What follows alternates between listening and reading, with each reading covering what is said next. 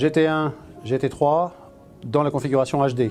Dans la configuration HD, cette fois-ci, on a apporté une petite modification en fait sur le commutateur rotatif qu'on a à l'arrière sur le bornier, qui permet d'adapter un petit peu on va dire les performances et le niveau de définition dans le haut du spectre suivant l'acoustique de la pièce, suivant l'électronique utilisée, suivant les goûts de la personne, de l'auditeur.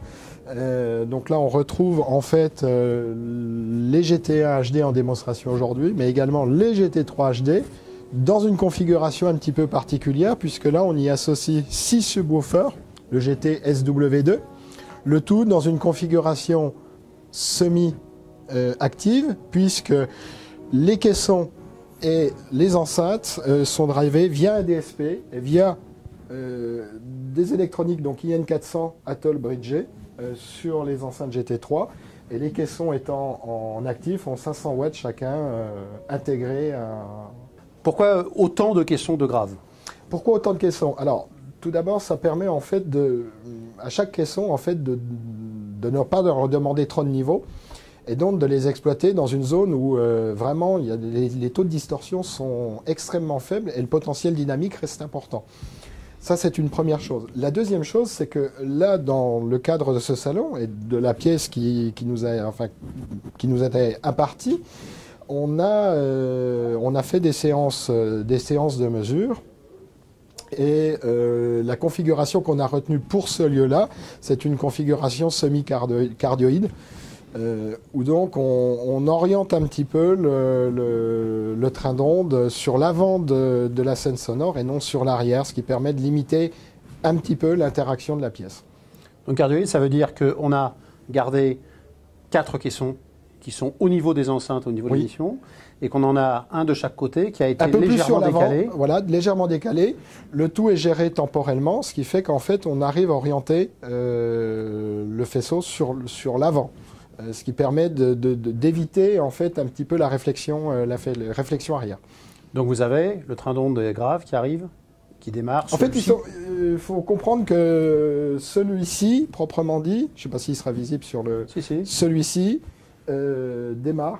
Et en fait, quand il atteint ici, ils sont synchrones. On se retrouve ici avec une configuration, donc 2 enceintes GT3 et 6 enceintes, ce qui est tout de même, et 6 caissons de basse, ce qui est tout de même quelque chose d'un peu inhabituel, puisqu'on n'imagine pas, rendu chez soi, reconfigurer sa pièce avec ce type de construction. Il est évident que durant un salon et durant la présentation de matériel, on a envie de montrer et de faire écouter quelque chose qui soit le plus performant possible sur un certain potentiel au niveau dynamique et en termes de pression sonore. Il est évident qu'on n'a pas forcément l'obligation de reporter ça à domicile et que des GT3 par exemple associés avec un sub de chaque côté permettra dans des conditions domestiques d'écoute d'obtenir déjà un niveau de performance tout à fait intéressant. Néanmoins, cette configuration semi-cardioïde, dans le cadre de cette pièce, elle est intéressante. Cela dit, dans une pièce un petit peu plus grande ou dans une pièce, ça peut être variable. Là, on l'a fait précisément pour le salon. Il n'est pas évident qu'on le reporte, qu'on le refasse dans une autre pièce différente. Simplement, c'est un petit peu adapté en fonction de la pièce. Et alors, un individu lambda voulant optimiser sa pièce et les caractéristiques des enceintes qu'il a chez lui, non, un individu lambda, on repartira sur la notion de caisson, je dirais... dans un positionnement normal. Dans un positionnement normal. Puisque là, ça demande une séance de mesure très particulière avec différentes phases d'essai et de mise au point, enfin de réglage sur le DSP.